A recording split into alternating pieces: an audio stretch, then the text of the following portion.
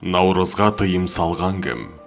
Қазақ жері Кеңес одағының құрсауына кіре сала елде наурыз тойын тойлауға тыйым салынды. Алаштың зиялылары Кеңес үкіметінің алғашқы жылдарында наурызды қайтаруға тырысады. Түркістан Республикасы атқарушы комитетінің төрағасы Тұрар Рысқұлов 1920 жылдың 26 наурызында наурыз мерекесін тойлау туралы бұйрыққа қол қояды. Бірақ 1924 жылы Түркістан Республикасы жойылды, ал 1925 жылы Қазақстанда билік басына атың өшкір Голощекин келді. Голощекин ұйымдастырған кіші қазан халықты аштықпен қырды және халық руханиятын ақсатты. Коммунистер наурызды діни мереке деп атап 1926 жылы оны тойлауға тыйым салады. Тек 1988 жылы ғана әз наурызды тойлау қайта басталады. Кеңес одағының идеологиясынан әсіресе түркі халықтары қатты зардап шекті. Олардың тарихы өшірілді. Бабаларымыздың жеткен бар жетістігін түркілерден алып парсыларға берді.